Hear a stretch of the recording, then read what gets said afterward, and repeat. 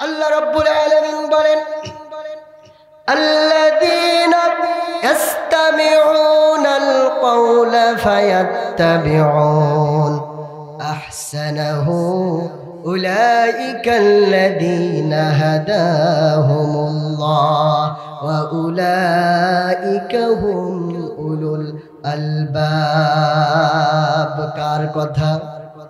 আল্লাহ রাব্বুল আলামিন বলেন যারা আমার কোরআনের অমীয় বাণী শোনে, যারা কোরআন শোনার জন্য বসে যায়, ফায়াত্তাবিউন এবং সেই অনুযায়ী আমল করার, ইত্তেবা করার সিদ্ধান্ত নেয়, আহসানাহু উলাইকাল্লাযীনা হাদাহুমুল্লাহ, আমি আল্লাহ রাব্বুল আলামিন তাদের জীবনের হিদায়াত দিয়ে দেব।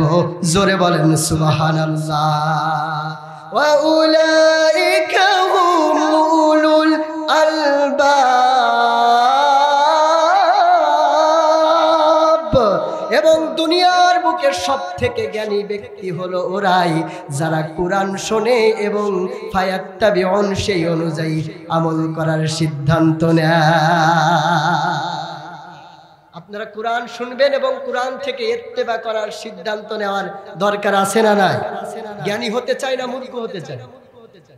জ্ঞানী যদি হতে চাই তাহলে তো কোরআন যা শুনবো সেই অনুযায়ী আমল করার, ইত্তেবা করার সিদ্ধান্ত নিতে হবে। রাজি আছি ইনশাআল্লাহ? আল্লাহ কবুল করেন, পড়ছি আমিন। সম্মানিত হাজিরিন, কোরআনের এই মাহফিল, এই কোরআনের মজলিস দেওয়ার একটা, আমরা যে কোরআনের আয়োজন করতেছি আমাদের একটা উদ্দেশ্য আছে না নাই? সবাই বলেন উদ্দেশ্য আছে না নাই? উদ্দেশ্যটা কি? এই সুস্থ সংস্কৃতি দিয়ে অপসংস্কৃতিকে দূর করা। কথা বলেন ঠিক কিনা?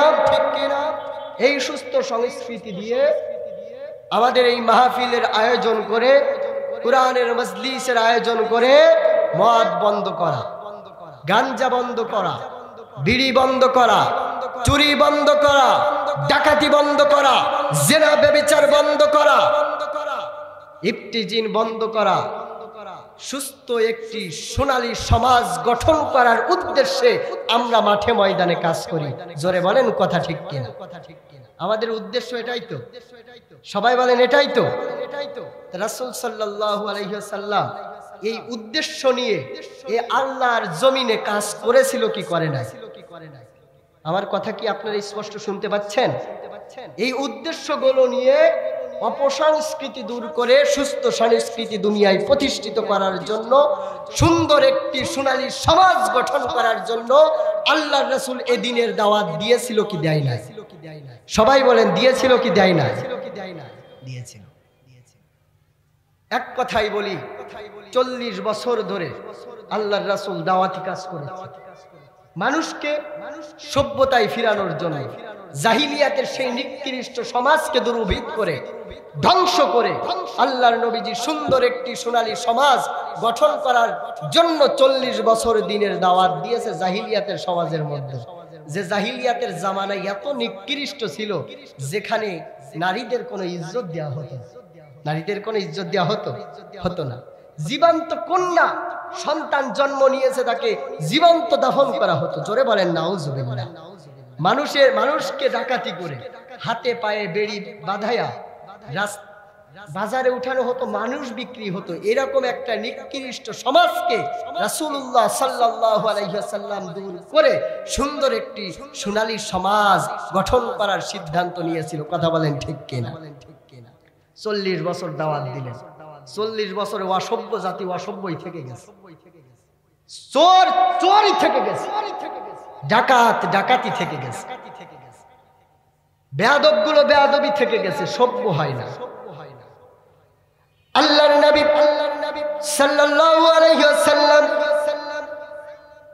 40 বছরের পরে, তার জীবনের পরের 23 বছর আল্লাহ রাব্বুল আলামিনের এই কোরআন দিয়ে, এই কিতাব দিয়ে যখন দাওয়াতি কাজ করলেন, সমাজে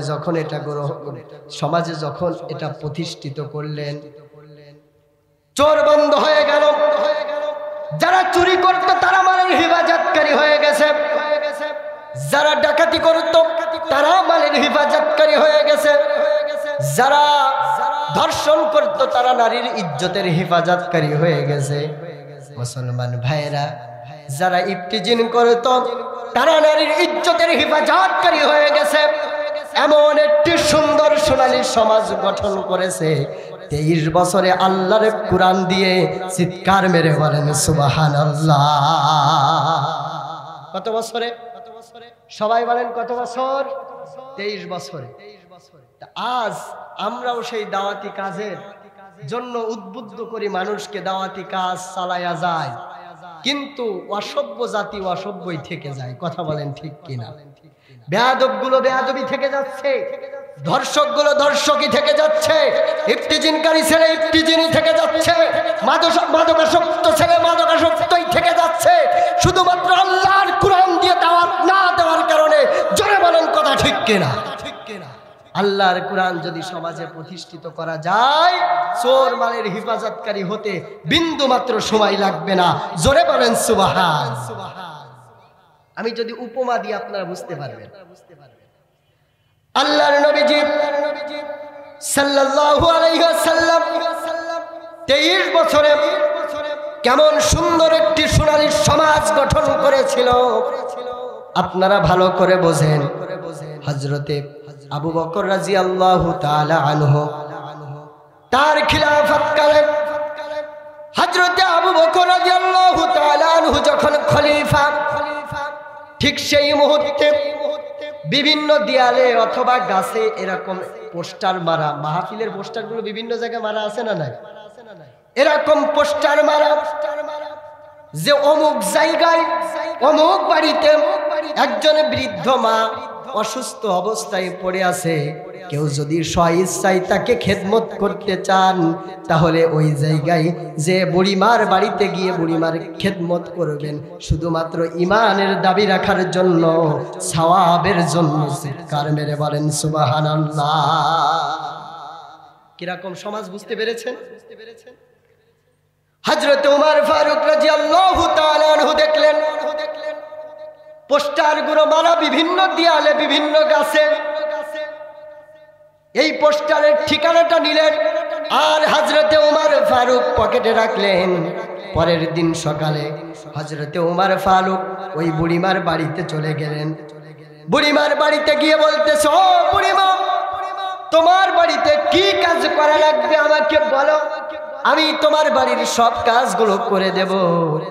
বুড়িমা ডাক দিয়ে বলে, উমার, আমার বাড়িতে একজন ব্যক্তি তোমার আগে এসে সব কাজ করে রেখে গেছে, তোমার কোনো কাজ করা লাগবে না, বাড়িতে ফিরে যাও। জোরে বলেন সুবহানাল্লাহ। হযরত ওমর ফারুক চিন্তা করলেন, মনে হয় দেরি হয়ে গেছে। কি হয়ে গেছে? দেরি হয়ে গেছে, আগামীকাল আরো সকালে যাব। পরের দিন ফজরের নামাজ আদায় করলেন। ফজরের নামাজ আদায় করে হযরত ওমর ফারুক বুড়িমার বাড়িতে ভোর বেলায় যায় বলতেছে, ও বুড়ি, তোমার বাড়ি কি কাজ করা লাগবে আমাকে বলো, সব কাজ আমি করে রেখে যাব। বুড়িমা বলতেছে, উমার রে, তোমার আগে একজন এসেছিল, সব কাজ করে রেখে গেছে, বাড়ি চলে যাও। ওমর ফারুক চিন্তা করলেন, আজকেও মনে হয় দেরি হয়ে গেছে। আগামীকাল ফজরের আগে আসলেন আর এসে বললেন, ও বুড়িমা, কি কাজ তোমার করা লাগবে, সব কাজ আমি করব। বুড়িমা বলতেছে, ওমর ফারুক, তোমার আগে একজন ব্যক্তি এসেছে, সব কাজ করে রেখে গেছে, তুমি বাড়িতে ফিরে যাও। চিৎকার মেরে বলেন সুবহানাল্লাহ। ওমর ফারুকের রাগ হয়ে গেছে। সাহাবীদের মধ্যে ওমর ফারুকের একটু রাগ ছিলেন। জোরে বলেন সুবহানাল্লাহ। ওমর ফারুকের রাগ ছিল কার জন্য? সবাই বলেন কার জন্য? ইমানদার ব্যক্তিরা রাগ করবে কার জন্য? চুপ থাকবে কার জন্য? ইমানদার যদি রাগ করে আল্লাহর জন্য করবে, রাগ যদি না করে সেটাও আল্লাহর জন্য করবে। জোরে বলেন সুবহানাল্লাহ। হযরত ওমর ফারুক চিন্তা করলেন, সারা রাত এই বুড়ির বাড়ির সামনে আমি পাহারা দেব, আমার আগে কে আসে আর কে সব কাজ করে রেখে যায়। বাড়ির সামনে জঙ্গলে লুকায়া থাকলেন, জঙ্গলে লুকায় থাকলেন আর চৌকি দিতে আছে, কে আসে কে আসে। হযরত ওমর ফারুক দেখলেন গভীর রজনী রাতে কালো চাদর মুড়ি দিয়া, জুতাটা হাতে নিয়া কে যেন বুড়িমার বাড়ির দিকে যাচ্ছে। হযরত ওমর ফারুক জঙ্গল থেকে বের হয়ে জড়ায়া ধরে বলতেছে, কে বেটা, প্রতিদিন তুমি বুড়িমার বাড়িতে যে সব কাজ করো, আমি উমর প্রতিদিন এসে ফিরে যাই, তোমার পরিচয় বলো, তোমার চেহারা দেখাও। এটা বলে যখন মুখ থেকে কালো চাদরটা টান দিছে, দেখে এ তো আর কেহ নাই, এই জামানার খলিফা হযরত আবু বকর। চিৎকার মেরে বলেন সুবহানাল্লাহ। ও মদিনার মাটি রে, সকল সুখ বুঝি তোর কপালে। ঠিক কিনা কোন? মদিনার প্রতি ভালোবাসা আছে না নাই? সবার আছে তো ইনশাআল্লাহ? যাইতে চান মদিনায়? আল্লাহ যেন কবুল করেন, বলেন আমিন। সবাই বলেন ও মদিনার মাটি রে, সকল সুখ বুঝি তোর কপালে। ও মদিনা রে, তোর বুকে আমার নবী, যার লাগি পাগল সবই। ঠিক কিনা? ও মদিনা রে, তোর বুকে আমার নবী, যার লাগি পাগল সবই।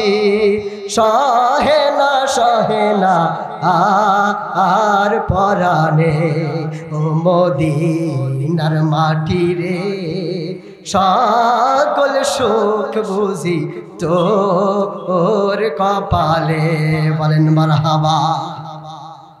হযরত উমর ফারুক বললেন, ঠিক আছে, ঠিক আছে, আপনি এই জামানার খলিফা হযরত আবু বকর, আপনি বুড়ির বাড়িতে কাজ করেছেন, আমার কোনো কষ্ট নাই, দুঃখ নাই।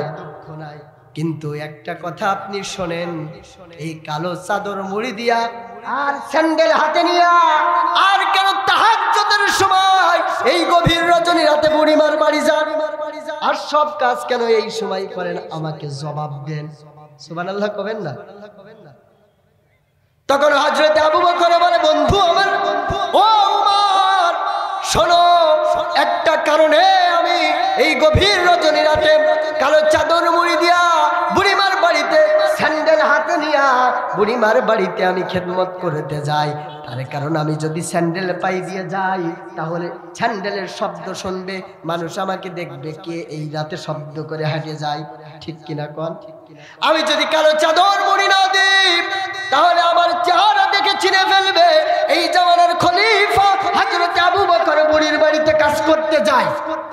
এটা দেখবে আর সবাই বাহবা দিবে, আমাকে ভালো বলবে, আমার প্রশংসা করবে। কিন্তু না, আমার এই প্রশংসা শুনে মনের ভিতরে যদি জান্না পরিমাণ হিংসা চলে আসে, অহংকার চলে আসে, যে এই জামানার খলিফা বুড়ির বাড়িতে সাধারণ মানুষের বাড়িতে কাজ করে আসে, এটা আমি কখনো চাই না যে মানুষ আমাকে প্রশংসা করুক।